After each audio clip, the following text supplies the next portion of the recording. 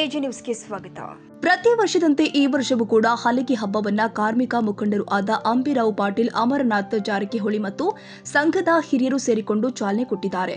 ಕೊಳವೆಯ ಹನುಮಂತ ದೇವರ ದೇವಸ್ಥಾನದಿಂದ ಕ್ರಾಂತಿವೀರ ಸಂಗೊಳ್ಳಿ ರಾಯಣ್ಣ ಸರ್ಕಲ್ನವರೆಗೆ ಮೆರವಣಿಗೆ ಮೂಲಕ ಅದ್ದೂರಿಯಾಗಿ ನಡೆಯಿತು.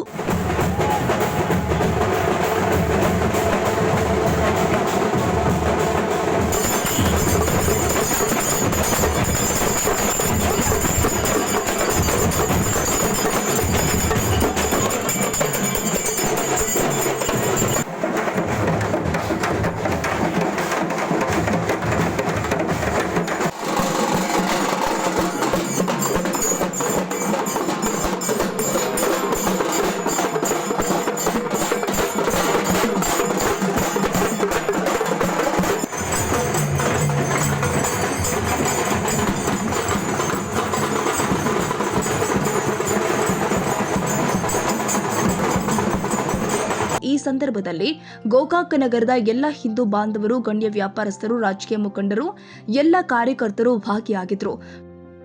ಕನ್ನಡಿಗರ ಮೆಚ್ಚಿನ ನಿಮ್ಮ ಎಜೆ 24/7 ನ್ಯೂಸ್ ಕನ್ನಡ ವಾಹಿನಿ ಇದೀಗ ಟಿವಿಯಲ್ಲಿ ಲಭ್ಯ. ವೇಳೆ ನೋಟಿಸ್ ಕೊಟ್ಟಿದ್ರೆ ವಾಪಸ್ ತಗೋತೀವಿ. ಇವತ್ತು ವಕ್ಫ್ ಪ್ರಾಪರ್ಟಿ ಅಂತೇಳಿ ಬರ್ತದೆ ಅಂತ ಹೇಳಿದ್ರೆ ರೈತರು ಬೀದಿಗೆ ಬಂದ್ರೆ ಏನ್ ಮಾಡ್ಬೇಕಾಗತ್ತೆ? ಯಾರು ವೋಟ್ ಹಾಕಲಿಲ್ಲ ಅಂದ್ರೆ ಗ್ಯಾರಂಟಿನೆಲ್ಲ ಸ್ಟಾಪ್ ಮಾಡ್ಬಿಡ್ತೀವಿ.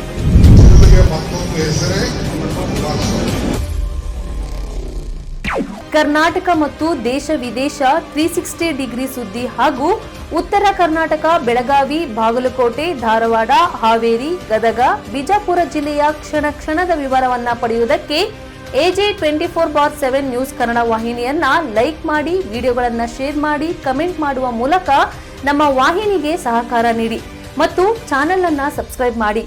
ಧನ್ಯವಾದಗಳು.